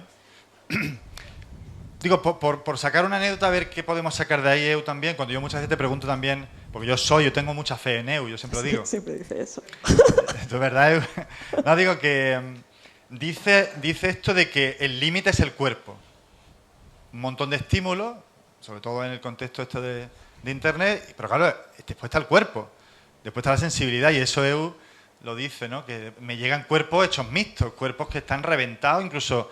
Cuerpos de cuidadores, dicen muchas veces, que están reventados de cuidar y que como no se den un tiempo a ellos mismos. Entonces, Bifo lo lleva hasta el punto de decir, de poner el ejemplo de la impotencia sexual. Algo que podríamos decir, venga, vamos a irnos a un sitio que no es tan cercano a esto, ¿no? Cuando habla, llega a decir eso, los jóvenes son los que más consumen Viagra. No se consigue una especie de potencia sexual y dice, es un problema de tiempo. Puede haber problemas orgánicos, puede haber gente que no puede, pero dice, es un problema de tiempo, viene él a decir. Y ya para remate pone este ejemplo de esta mujer, esta Tata Fiore, que investiga sobre estas cuestiones, pasándose 6 meses en el mundo de la prostitución, y creo que no cae en ningún romanticismo ni en ninguna historia cuando dice que se encuentra con que hay clientes que le dicen, vamos a echar un rato de cháchara, ¿no? Que tienes que pagar para poder tener el tiempo incluso de excitarte, o me parece como a mí me ha chocado mucho por no sé, a ver cómo eso podéis rescatarlo vosotros con el tema del cuerpo, de los límites del cuerpo y del decir tiempo, de darse tiempo, ¿no? una cosita primero muy pequeñita, que para mí ya, o sea, el acto de prestar atención, y ya hemos hablado de la atención, ¿no?, en muchos aspectos, como en varias dimensiones y tal, pero el acto de poner atención para mí ya es político. Para mí eso es bastante político. Después, no sé, tú ya después te metes ahí. Porque, o sea, lo digo también porque en mi práctica clínica yo puedo comprobar todos los días cómo simplemente poner atención a una parte del cuerpo ya es transformadora. Cambian las cosas. Entonces, para mí eso tiene una fuerza que entiendo que no es fácil, que uno lo... Cuando, yo qué sé, yo lo veo, no sé, como que siento una correlación muy directa. Quizás para la gente que no está en contacto con esa práctica no lo pueda ver así, ¿no? Pero yo siento una correlación muy directa entre esas transformaciones que se dan a nivel micromolecular, solo por el hecho de prestar atención, como yo siento que eso realmente puede hacer corriente, ¿no?, a niveles macromoleculares, ¿no?, y macropolíticos si queremos, pero bueno, vamos con lo micro. Para mí lo micro es fundamental. Digo yo algo de lo de la ecología, Sí. dices tú algo de lo de los límites del cuerpo, ¿sí eso? No sé si ya he querido decir esto y di tú eso y si se me ocurre algo... Es muy breve. Simplemente que hay una idea bonita también en el libro que la plantea un francés que se llama Yves Citon, que él tiene un libro muy hermoso que se llama La ecología de la atención, y él dice, en realidad la atención se da a lo que pasa entre nosotros. No es mi atención, no es tu atención, es lo que pasa entre nosotros. La atención tiene que estar puesta en lo que está pasando entre nosotros. Entonces, es muy simple. Cualquier conversación con amigos es una buena conversación si hay atención a lo que está pasando entre nosotros. Si hay escucha, si uno repregunta al que está contando una historia, le sigue un chiste, le sigue una anécdota, le aporta algo a lo que está construyendo. Una conversación es una ecología de la atención, a un nivel muy micro. Un ejemplo muy cotidiano, muy básico. Una buena conversación entre amigos se sostiene si hay una atención a lo que estamos construyendo entre nosotros. Si solamente hay monólogos, si solamente hay gente que está esperando a que el otro termine de hablar para ponerme a hablar yo, si hay gente que solamente quiere contar lo suyo, si hay gente que le da igual lo que se esté hablando, que yo voy a meter mi tema, se acabó la conversación. Destruyo la ecología de la atención. Entonces, según esta idea de Citon, la atención es algo que nos damos o nos quitamos unos a otros. Nos podemos dar, sería la construcción de atención de la que hablaba Floren, pero también nos lo podemos quitar, nos podemos machacar, nos podemos perjudicar la atención, podemos estresar al otro, explotar al otro, demandar al otro, no seguir, no escuchar al otro, y entonces destruir las condiciones de la atención, que no son mías, que no son tuyas, sino que es un ecosistema que construimos entre nosotros, ¿no? A ver, ¿hay una pregunta? Sí, ahí estaba otro chico. Digo... Hola, ¿Cómo te llamas? Antonio. Antonio. Antes se llama Dina. La verdad que me ha quitado la gana de preguntarte. Pero vamos, básicamente quería lanzaros dentro de muchas cosas que han pasado por esta cabeza en este rato, los dispositivos, ¿no?, que hablabais, y las civilizaciones. Y los místicos, por ejemplo, sufíes, que cuando le preguntas con el tema de los 5 rezos, y dicen, si realmente lo propio es sentarte 5 minutos a pensar hacia atrás qué es lo que has hecho y qué es lo que vas a hacer hasta el próximo rezo, ¿vale? Para retomar tu atención sobre ti mismo. Y de ahí también la genuflexión, digamos, que se hace, ¿no?, para, digamos, estar en el cuerpo. No quiero hacer abogacía para nada ni apología, digamos, sino simplemente como esos dispositivos que otras civilizaciones, nosotros desde nuestro occidentalismo, cómo lo afrontamos, y otras conversaciones mantenidas antes, ¿no?, digamos, de qué dispositivo la civilización ha tenido, ¿no? Y no sé, sobre ese tipo de cosas que habéis vosotros podido pensar. Igual podemos recolectar como muchas intervenciones y Varias que intervenciones. nos ¿Manuela? Sí. Vale. Sí. Estaba pensando con lo de los límites del cuerpo, pero ahora... Esta mañana he tenido ocasión de empezar el libro y entonces tengo una duda. Cuando habla de atender al otro, de la atención con el otro, me recuerda mucho a lo que son las relaciones de resonancia. Y quería saber si exactamente está hablando de eso, de resonancia, o de... porque habla de estar en presencia, de contactar con el otro, de afectación con el otro contigo, de que se inicie ese proceso de resonancia. Entonces no me queda claro si exactamente está hablando de relación de resonancia o de tener conciencia de esas relaciones de resonancia que son tan importantes. Eso por un lado. Luego por otro lado quería... Me tendrías que explicar mejor qué es resonancia para ti. Pues mira, resonancia, estoy pensando en la resonancia tal y como la describe, por ejemplo, un filósofo alemán que se llama Hartmut Rosa. La relación de resonancia es un encuentro con el otro, un encuentro con el distinto, un encuentro en el que te abres y te comunicas con él, te dejas afectar con él, cambias con él cambia contigo. Ese encuentro que no es superficial, sino que es un encuentro profundo, que de hecho cuando he estado leyendo lo que leía, lo estaba viendo, porque estamos hablando, el automatismo precisamente es lo contrario. Aquí estamos hablando de un acercamiento, de una atención, de un estar abierto, de un cambiarse con el otro. Entonces, si no son lo mismo, se parecen mucho. De cualquier manera, ya por otro lado, yo quería preguntarte por los efectos de esta falta de atención, de la falta de atención al otro. Porque por lo poco que he estado leyendo, que me pareció muy interesante, ya lo leí entero, un efecto directo, si no existe contacto con el otro, un efecto directo va a ser el aislamiento. No sé si lo ves así o si llega ahí directamente. Si yo no tengo contacto contigo, si no me afecto contigo, yo estoy junto a ti, pero estoy aislado. Somos dos individuos que están aislados. No sé si ese efecto lo ves tú así. Igual que la alienación, si no existe... Porque claro, lo que es la atención con el otro, pero es la atención no solamente con la persona, es la atención con la naturaleza, con el libro, con la cosa. Si no existe ese encuentro, pues pienso que las consecuencias son muy importantes para esta para esta ausencia o este eclipse de la atención. Pienso que las consecuencias son muy importantes.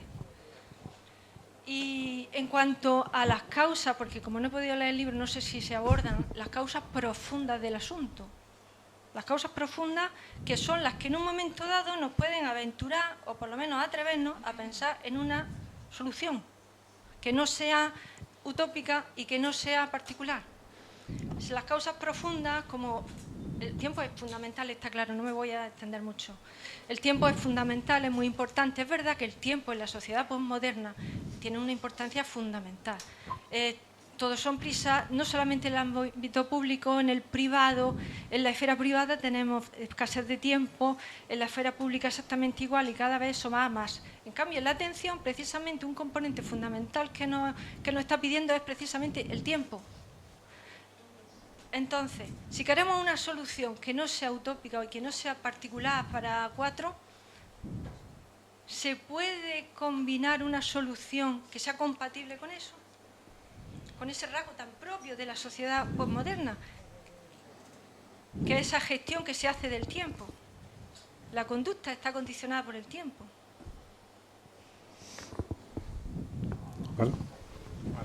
A ver, ya son muchas cosas ahí, a ver si podemos... Son muchas cosas, sí, vamos Nada. a ir a eso. Yo súper breve. A mí me ha resultado muy esclarecedor el tema, además de lo del deseo, porque me han venido a la memoria los momentos casi más plácidos, por ejemplo, con mis hijos, que era cuando yo les prestaba atención. Ese pequeño rato que tú estás exclusivamente con ellos es lo más grato que tú puedes tener. Y se consigue, decías, es no sé, resonancia o qué, o sea, es cuando realmente hay una comunión con la otra persona y tú estás mucho más feliz. O sea, y es el deseo, encuentras el deseo de estar ahí. El deseo de estar en un bosque, cuando te dicen, si vas por el bosque despacito, toca, oye, huele, esa atención. Entonces, eso relacionado con el deseo, a mí me ha abierto los ojos un montón. Simplemente quería decirte eso. A ver, yo creo que cuando leemos, cada cual lee su libro. Todos leemos el mismo libro, pero que cada cual lee desde su experiencia, su vivencia, los libros que ha leído antes, las asociaciones que hace. Entonces, tú, por ejemplo, interpretas lo que se propone en el libro a partir de tu lectura de Hartmut Rosa, que a ti te ha afectado, que ahora forma parte de tu mirada, y está genial. Yo no te tengo que decir si es así o no. Es decir, leer es una actividad, tiene que ser libre, no manda el autor. El autor ya hizo su trabajo.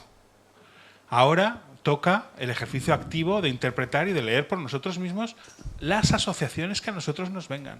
Entonces, las asociaciones que nos permiten entender, todas son buenas. Cada una nos llevamos el libro a nuestro mundo, ¿no? Intentamos entender lo que es objetivo, lo que es común, eso que está ahí, el libro, pero a partir de cada uno de nosotros. Entonces, eso es muy rico, que todos leamos el mismo libro y a la vez todos leamos un libro diferente, ¿no? Lo que a ti te dice, cómo tú lo entiendes, el desciframiento de sentido a partir de tu experiencia. Entonces, lo de Rosa me parece fenomenal que tú lo pongas ahí para entender, ¿no? Teníamos también la pregunta de... Tú sí, que has leído a Rosa también mucho. Sí, he estudiado a Rosa, pero ya me lo he olvidado. No, me quedo con cosas, pero no como para hacer una disertación. Místicos, sí, solo iba a decir un apuntillo que me ha venido así con esto de, ¿no?, de lo común, lo singular y lo que acabas de decir, ¿no?, con el libro, ¿no?, que lee cada cual y tal, en relación al cuerpo también, ¿no? Como que para mí, para mí cada cuerpo, ¿no?, es una expresión singular de todo ese común, ¿no?, que nos constituye, digamos, ¿no? Como hay un común que compartimos, en el que pasan muchas cosas, no sabemos todo lo que pasa, pero cada cuerpo, ¿no?, sería como esa expresión, ¿no?, singular de todo ese común. Por eso, o sea, nuestros sistemas, ¿no?, pues sabemos más o menos cómo funcionan, por eso sirve la medicina y un montón de cosas más, ¿no? Pero luego en cada cuerpo, ¿no?, las cosas se expresan a su manera, ¿no?, a su modo. Por eso yo, parte del trabajo que he venido a hacer aquí es como insistir mucho en la importancia de poner atención a eso. Que es que, o sea, porque no digo que lo hagáis o no lo hagáis, sino que en la consulta, en mi práctica diaria, es como una experiencia que tengo todo el tiempo, de que hay todavía, por hábitos culturales, ¿no?, incorporados, todavía hay una separación muy grande, ¿no?, entre esta cosa que somos, ¿no?, este cuerpo que somos y lo que nos pasa, ¿no? Es como muy difícil, ¿no? Hay como un trabajo muy de hormiguita y de continuo que hacer, ¿no?, para que las personas hagan como esa experiencia, ¿no?, de esa coexistencia, ¿no?, de mente, cuerpo, materia, espíritu, ¿no?, y todo eso. Entonces creo que ese autoconocimiento que yo defiendo no es una cosa individual cerrada, sino que en la medida en que te metes ahí, es como que yo siento que puedes como empezar a bucear mejor en ese común. Hay más cosas que empiezas a captar en la medida en que te autopercibes mejor. Esa es un poco la idea. Yo quería también resonar un par de cosas más, pero echadas así, sin que sean respuestas ni soluciones ni nada, maneras de seguir conversando, ¿no? Que es, yo creo que decimos, no hay tiempo para poner atención, y en realidad es que como no hay atención, no hay tiempo. Es al revés. Pero la excusa es, no hay tiempo para poner atención. Pero es que muchas veces el gesto de poner atención, de reapropiarte de un momento para poner atención, produce tiempo, produce una calma, poder pensar, por ejemplo, lo que te está pasando. A nivel individual, es lo que puede pasar en una terapia, o a nivel colectivo, me parece que también es la política. No sé si habéis visto esta película que se llama En los márgenes. Yo creo que está muy interesante. Y hay, digamos, una cuestión con el tiempo, me parece, en esa película. Hay una velocidad del mal. Hay una velocidad del mal. A una mujer la expulsan de su casa. Como la expulsan de su casa, ya no puede ir al trabajo. Como ya no pierde el trabajo, su hijo le pierde el respeto. Ya no me acuerdo bien cómo era. Pero un encadenamiento muy veloz del mal, ¿no? Y hay un abogado, que es Luis Tosar, que está genial, que intenta acelerar, ir más rápido que el mal, ir solucionando todos los problemas, apagando los fuegos. Y es, en una película sobre los desahucios, es el único personaje, os voy a hacer un spoiler, que acaba desahuciado de su casa al final, sin casa, ¿no? Pero bueno, tenéis que verla para saber por qué, ¿no? ¿Por qué? Y luego hay una instancia, que es la única que fabrica tiempo en esa película, que es la plataforma de afectados por la hipoteca. Que hay una escena muy bonita en la que hacen una asamblea. Se abre una asamblea, la gente habla de lo que le pasa, se comparte las experiencias, se piensa en conjunto, se piensa qué hacer y se fabrica tiempo.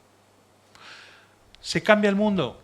Sí, no, parte un poquito, pero se fabrica tiempo, se fabrica entonces una capacidad de entender lo que está pasando y de sentir que tú puedes hacer algo con lo que está pasando. Entonces se fabrica la calma. No es necesario esperar al momento de la calma y de la tranquilidad para entonces poner atención. Ay, a ver si llegan ya las vacaciones y puedo leer ese libro. No, es que es al revés muchas veces. La capacidad de hacer un corte en la locura del tiempo acelerado, en el mal, de los automatismos que se encadenan, hacer un corte, que es precisamente el momento de pensar, fabrica tiempo y fabrica la sensación de calma que tenemos cuando pensamos, porque ya no es el mundo el que nos gobierna, sino nosotros el que podemos decir algo al mundo, hacer algo en el mundo. Entonces, ojo con este automatismo que tenemos en la cabeza de, como no hay tiempo, no pongo atención. Igual es al revés. Si no haces el corte y abres el momento de la atención, porque la atención es también un corte, este proceso que dice Simone Weil de vaciamiento, es un corte, hay que cortar con los automatismos, entonces siempre estás en el desbordamiento, ¿no? Y luego otra cosita es, seguro que quizá lo habéis leído, hay mucha polémica sobre este hombre, se llama Pablo Dors, que escribió la biografía del silencio. Bueno, es un cura que yo creo que escribe cosas hermosas y él ha trabajado durante mucho tiempo acompañando gente a morir, lo cual es toda una experiencia, acompañando gente a morir, ¿no? Y él dice que, bueno, que realmente es un momento en el que no se sabe cómo va a responder la persona. Los más valientes entran en un miedo horrible. Los que parecían más frágiles asumen. Tiene una reflexión muy impresionante sobre esto, ¿no? Y que es acompañar eso. Pero él dice, lo único que puedo decir, porque no hay manera de decirte, mira, si haces esto lo vas a llevar mejor. No hay solución. No hay solución. Pero él dice, la gente que ha vivido atenta muere mejor.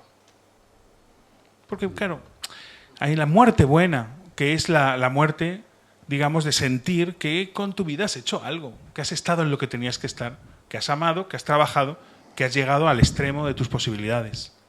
Y no te has quedado a medias en todo, porque estabas en esto y en lo otro, estaba ahí, pero me llamaron por WhatsApp, entonces ya no. Y al final me he muerto a medias en todo, ¿no? Mala muerte, él dice. Que la gente que ha vivido atenta se da a sí misma una buena muerte. Es muy fuerte esto. Es muy fuerte, ¿no?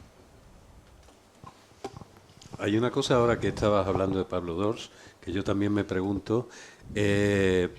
Pablo, él hablaba de cómo la tradición cristiana de la oración, en el fondo, es muy similar al método, que también lo dice Simone Weil, que el objetivo, al método de la meditación, mindfulness, como lo quiera llamar a la gente, que básicamente, y dentro del método de la meditación, dentro del budismo, el objetivo, un proceso al que llega, o un estadio al que llega, es la atención plena, precisamente.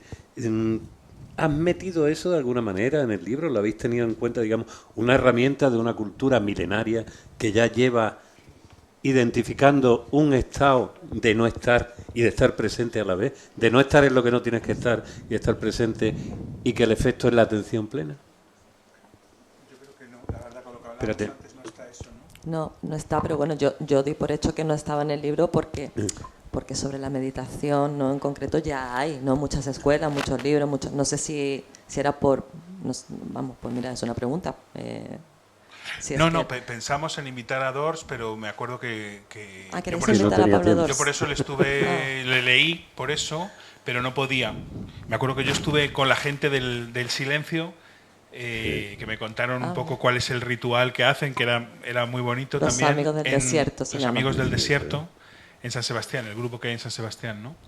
Pero bueno, por eso decíamos también de hablar con EU, porque el tema de la terapia, el tema de la atención plena, el tema de mindfulness no está, o está muy indirectamente, o está para ser criticado más bien como una manera de individualizar los malestares. Entonces por eso un poco también la idea de charlar hoy, ¿no? Claro, sí.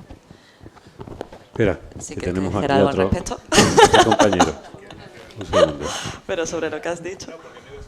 Algo de lo del... Es que vengo todo el tiempo pensando en la pregunta de Floren, pero ya me he olvidado un poco...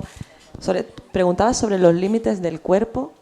Sí, que Bifo viene a decir eso, que hay una tensión entre la potencialmente infinito y cuando el cuerpo dice hasta aquí he llegado. Sí, sí. A ver,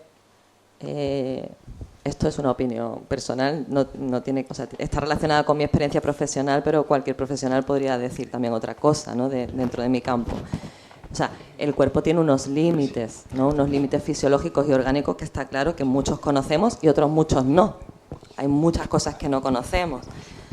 Y al mismo tiempo, yo pienso ahí como, ¿no? Como Spinoza, como conocéis todos, que realmente no sabemos ¿no? de lo que un cuerpo es capaz, hasta dónde puede llegar. Por eso para mí eso es un foco dentro de la consulta, cuando la gente necesita saber, ¿no? ¿Qué va a pasar, ¿no? Con esto? ¿Se me va a quitar? ¿No se me va a quitar? ¿Voy a vivir toda mi vida así o asado? Y es como, bueno, estamos entrando en un proceso. Yo sé que esto va a mejorar mucho, pero no sé hasta dónde podemos llegar. Es más, pasa muchas veces que el dolor se va, pero en el proceso la persona ha encontrado, ¿no? Otro montón de cosas, ¿no? Sobre las que necesita trabajar, y entonces por eso digo, y no sabemos lo que puede un cuerpo, o sea, no sabemos la cantidad, ¿no? de capacidades que puedes empezar, ¿no? a desplegar. Entonces, pues eso, respecto a los límites del cuerpo que dice Bifo, o sea, yo estoy como bastante de acuerdo con él en que es verdad que para tener una experiencia atenta, ¿no? Y él dice, ¿no? Y placentera, ¿no? de la vida, hace falta como ralentizarse, ¿no? Porque el cuerpo, si no, no está preparado todavía orgánicamente para gestionar tanta información sin saturarse. Cuando se satura, cuando hay una hiperestimulación, claro, los sentidos de alguna manera colapsan un poco y empiezan a variar los umbrales, ¿no? de captación de la información, ¿no? Eso pasa, pero... Los límites del cuerpo. Sí, pero incluso ahí yo no me pondría nunca del todo catastrofista ni del todo, o sea, incluso estamos viviendo una transición que yo tampoco sé, o sea, honestamente no sé, ¿no? De qué van a ser capaces nuestros cuerpos, ¿no? En relación con todas estas nuevas tecnologías, con esta saturación de imágenes, no lo sé, o sea, a día de hoy sí siento que hay un poco de ansiedad, ¿no? La percibo por muchas cosas. Pero también al mismo tiempo, y yo no sé si ha sido efecto de la pandemia o no, no lo sé, pero sí estoy también percibiendo que la gente está poniendo más atención al cuerpo, por lo menos, y de otras maneras. Antes se venía más despegado y con otras ideas, ¿no? Como el terapeuta sabe, tú arréglame esto, quítame el dolor, pero no me hables de otras cosas, ¿no? Y la gente está como, no sé si porque también el acceso a las nuevas tecnologías también hace que la gente tenga más acceso a un montón de conocimiento que se está desplegando, que ya no pasa por los lugares de siempre, ¿no? Sino que hay un despliegue muy grande de formación y creo que eso también está siendo positivo. La gente se está enterando de muchas cosas, ¿no? En relación, estoy hablando todo el tiempo en relación a la salud, al cuerpo y tal. Entonces, bueno, los límites del cuerpo... ¿Y tú en la clínica cómo notas en los cuerpos todas estas malestares de la atención? Porque supongo que eso también se muestran síntomas ahí, ¿no? Sí. De alguna manera aparecen como síntomas, igual que uno en el psicoanalista, hay síntomas, ansiedades y tics y cosas, ¿no? Pues en un psicoanálisis del cuerpo como lo que haces tú, así por decir algo, imagino también que tú te encuentras síntomas del malestar, de esta ansiedad, de este agobio, de esta depresión, de este cansancio permanente, de esta vida sin atención, ¿no? Claro, que te los encuentras ahí en el cuerpo, ¿no? Como decíamos antes, en cada persona es distinto. Pero ahí, por ejemplo, o sea, te das cuenta cuando en la manera en cómo te cuentan lo que les pasa, ya te das cuenta si hay una atención sobre lo que les pasa o no. Te das cuenta muy rápido. Pero luego ya en la experiencia en la camilla, digamos, que es cuando vamos a ponerle atención al cuerpo, ahí sí es muy significativo que la gente rápidamente, o sea, se pide, lo voy a explicar, ¿no? Cuando uno se tumba en la camilla y depende también del trabajo corporal que vayamos a hacer, pero hay un tipo de trabajo corporal, una manera de acceder al cuerpo, ¿no? Que es fundamentalmente a través de la escucha de los tejidos. Entonces tú a la persona le pides que cierre los ojos, ¿no? Que empiece, o sea, lo induces, ¿no? A un estado de relajación, ¿no? Deja caer el peso de tu cuerpo, ¿no? Empieza conectando con tu respiración, que esto también es un método de la meditación, ¿no? Empezar a conectar con la respiración y a partir de ahí, ¿no? Quédate pegadita a la sensación, les digo, ¿no? Es súper común que sobre todo en los primeros momentos, las primeras sesiones, que eso casi nadie lo puede hacer. O sea, la cabeza está dura y la actividad mental está a tope. Entonces, es una de las cosas que ahí te das cuenta rápidamente de que necesitamos entrenar esa capacidad, porque es que el cerebro está que no para. Y a veces toco los cráneos y son globos inflados duros.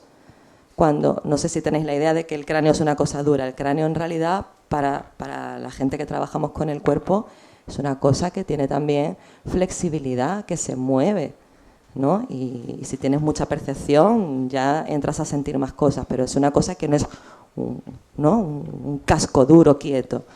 Pero cuando hay una hiperactividad mental, el casco está duro y quieto. Pues ese es un signo.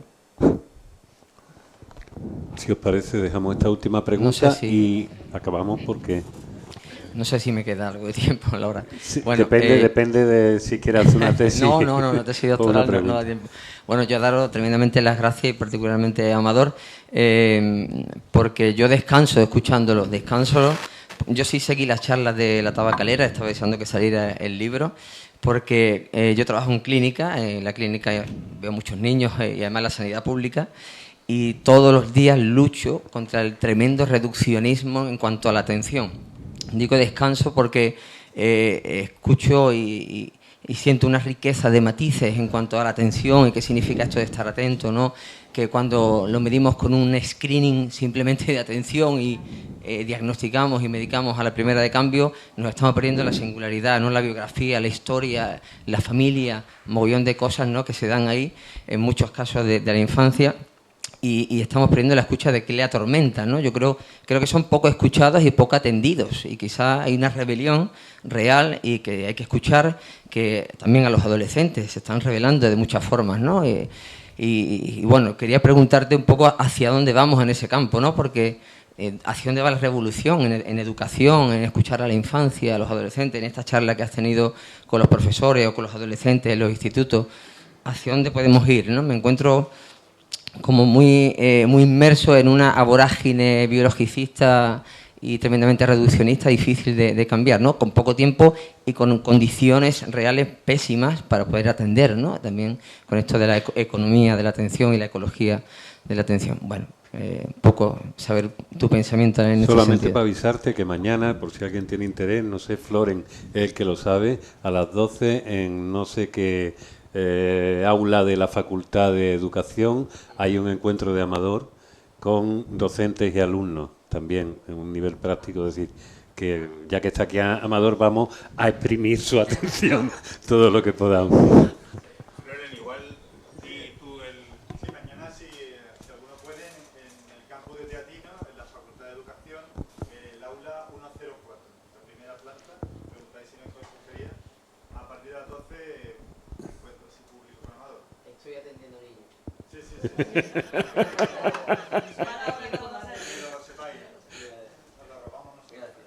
¿Quieres decir algo? Cerramos de... No sé si hay alguna pregunta más o... Si no, podemos ¿Había ampliar alguna más? después a la parte No, digo del- para recoger alguna más y eso y ya cerramos. O sea, si hay alguna más, si no... Vale. Bueno, pues lo de los chicos no... O sea, no tengo...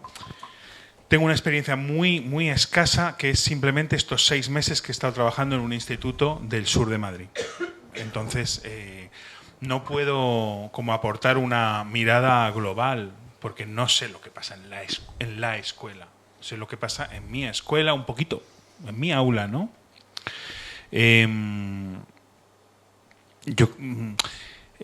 Así es un desafío el aula. Es un desafío el aula porque... A pesar de que yo tenía una clase maravillosa, la verdad, de chicos, de chicas que eran un amor y eran como un chute de ternura que yo me llevaba a casa todos los días, la verdad. Gente que se implicaba, que estaba, que... Pero bueno, la atención en el aula es un tema, es como los mapas del tiempo en el telediario, ¿no? Que dicen por aquí, corrientes de... Una dana. Entonces es corrientes de atención, corrientes de desatención. Un chico que está súper atento en un minuto y se desconecta en el siguiente. El que era tu aliado en la clase anterior es un saboteador nato en la siguiente. Depende de con quién se sienten, varían. Entonces, realmente un profesor tiene que activar una atención que en absoluto es lineal. Todo el mundo me atiende todo el rato. No, ellos entran y salen. Entran y salen. Y a mí me venía mucho esta frase de Deleuze, del filósofo francés, que un día le preguntan, oigan, hemos estado en sus clases en Vincennes, en la Universidad Francesa, la gente se le duerme. Y él decía, se despertarán cuando lo necesiten. ¿No? Entonces yo creo que yo también pensaba eso. Bueno, los chicos entrarán cuando lo necesiten, cuando algo de lo que estemos aquí hablando les atrape, les capte y de repente se enganchen. No hay problema que entren y salgan. Yo puedo percibir si más o menos están conmigo, están en el juego que yo les propongo o han desconectado y están ausentes. En ese estar conmigo hay muchas variaciones, es el mapa del tiempo. Entran, salen. O sea que eso es para mí ha sido un desafío percibir esto en el aula, ¿no? Y trabajar con interferencias. Tú no puedes pretender un silencio total de los chicos, a no ser que seas un profesor autoritario. A mí no me sale eso, no me sale poner silencio así. Hay chismorreo, hay chistes, unos que me imitan, que sé que hacen una imitación mía todo el rato a la derecha. Bueno, pero tienes que trabajar como con todo eso, ¿no? Trabajar con todo eso me parece muy rico, la verdad, estar abierto a captar esa multitud de señales, ¿no? Cuando hicimos una pequeña devolución de lo que estábamos haciendo, una experiencia humilde totalmente, humilde absolutamente, en el Reina Sofía, que es quien me permite a mí ir a hacer este proyecto con los chicos, pues nada, yo empecé a hablar, pero luego les dije a los chicos, contar vosotros lo que estamos pensando, ¿no? Se trata de pensar a partir de sus vidas, a partir de citas que yo les traigo, ¿no? Y entonces, bueno, pues ellos se lanzaron ahí con mucho desparpajo, hablaron de lo que habían aprendido, estamos pensando sobre el estereotipo, los deseos, la atención, lo mismo que aquí. Y entonces una profesora majísima de su instituto, cuando agarró la palabra, dijo, bueno, me ha encantado esto porque es la primera vez que os escucho hablar. Entonces, era tremendo, ¿no? La primera vez que no que respondan a una pregunta que ella les hace, sino que ellos hablan, tienen su vida, hacen sus asociaciones, dicen sus cosas, se inventan su relato. Entonces, claro, yo no puedo decir esto es lo que está pasando en la escuela, pero me parece que no hay espacios donde puedan hablar. Entonces, si no hablan, ¿cómo les vamos a escuchar? Luego de repente hay 2 chicas que se tiran por la ventana en Oviedo y otras 2 en Barcelona, pero no sabemos nada de lo que está pasando, porque es como son ovnis los chicos en la escuela. Entonces, porque no hay estos espacios para escuchar, no se abren estos espacios para escuchar, ¿no? Porque hay muchos contenidos, muchos programas, muchos objetivos y no hay tiempo para, ¿no? Entonces... Ahí hay que ser un poco pirata, ¿no? Alguien preguntaba allí, ¿y los profesores? Me refiero, hay que buscar... Claro. No te entiendo, ¿cómo sería? Está hablando de un sujeto alumno. Sí. ¿Sí? Y el sujeto profesor, ¿vale? Que tampoco le escucha para tener esa solución o que le tengan la música para poder darle solución a otro sujeto, ¿vale? Que al final es parte, digamos, de su función. O sea, el sujeto profesor hay gente maravillosa que entra ahí, intenta entrar ahí, digamos, ¿no?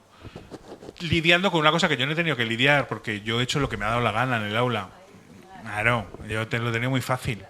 Pero los profes tienen que realmente transmitir no sé qué objetivos, contenidos, programas, porque si no viene un inspector a verificar que una cantidad de conocimientos inútiles se están repartiendo, ¿no? Pero que no le interesan a nadie, no se quedan en el cuerpo de nadie, se vomita en un examen y se acabó, ¿no? Entonces, yo he podido hacer lo que me ha dado la gana, por lo tanto, no puedo... Mi experiencia no ha sido... No es un modelo de nada, ¿no?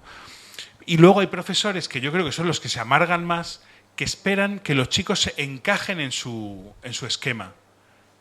Yo creo que la escuela tiene poca plasticidad para reinventarse según los chicos, en lugar de esperar que los chicos se amolden a la escuela, ¿no? Entonces, si tú esperas que los chicos tienen que saber esto, tienen que llegar en tales condiciones...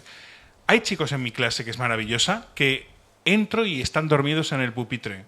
Salgo y están dormidos en el pupitre. Es tremendo, ¿no? Y para mí era un misterio, porque estaban así. Y cuando me iba estaban así. Entonces tú puedes hacer 2 cosas con un chico que está así. Puedes decir, esto no debería estar pasando. Amonestación, castigo, llamada de atención. O puedes preguntarte, ¿qué está pasando? ¿No duerme en casa?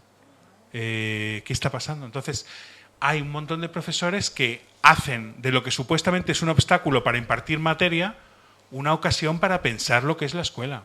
Eso es lo que tenemos que hacer.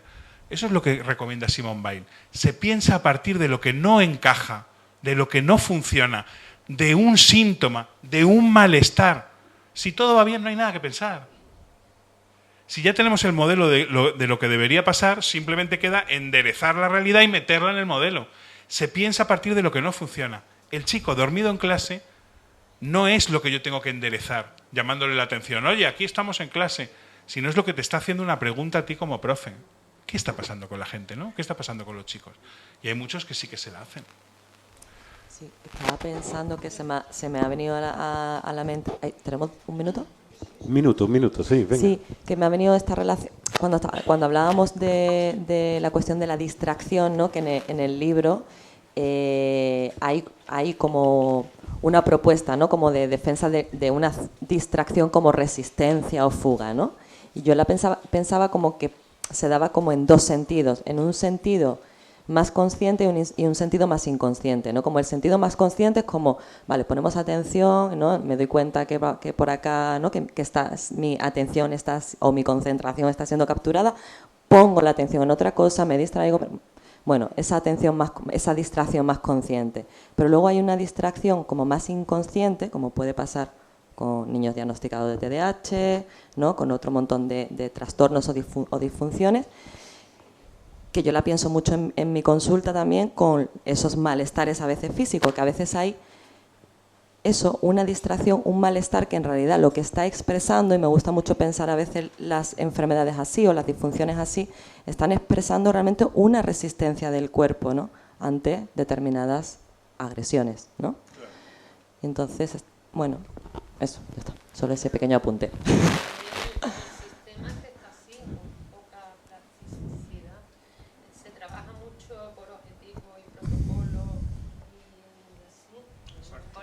primeras puestas, ¿no? Pero ya sea en sanidad, que en educación. Por eso digo que hay protocolo y objetivo. Exacto. Y te tienes que tirar 1 hora y pico en el ordenador haciendo protocolos y tal, cuando el paciente está ahí esperando a que le puedas dedicar. Y tienes que hacer plan de cuidado. Y yo digo, plan de cuidado, es que el cuidado lo tengo ahí. Claro. Lo tengo. Plan de cuidado para el centro de salud, que en vez de llevando el diagnóstico médico y la evolución ahí y tal, y la medicación, por ejemplo en psiquiatría, que es donde están los 2 últimos años, el plan de cuidados no... Y el paciente ahí esperando. Pero tenías que hacer los planes de cuidado, se trabaja por protocolo, se trabaja por objetivos, la productividad. Yo estaba totalmente en contra de la productividad. Mientras más protocolo, mientras más planes de cuidado haga, mientras tal, cobran más productividad. Pero el que está teniendo el paciente cobra menos.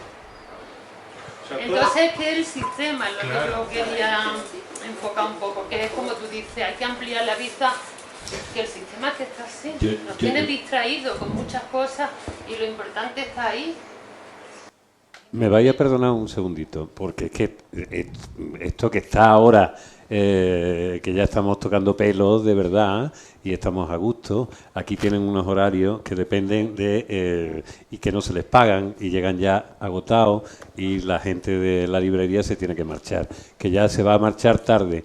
Entonces, yo simplemente os invito a que si Amador, que se va a quedar ahora, que continuemos la charla, porque esto es simplemente el arranque, la continuemos fuera y que sea momento para la apertura de sus siguientes conversaciones.